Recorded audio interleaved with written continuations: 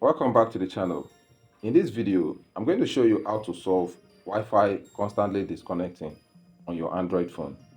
To do that, open your Android phone main settings and search for Reset Network.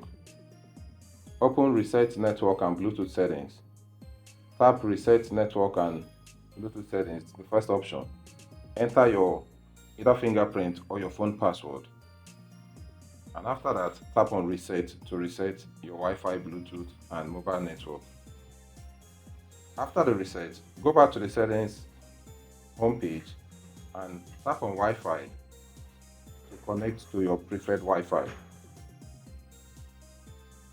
So tap on the preferred Wi-Fi you want to connect to. Enter the Wi-Fi password and connect to the Wi-Fi. After you connect to the Wi-Fi, go to the settings main page and search for developers option. Under developers option, search for Wi-Fi scan throttling.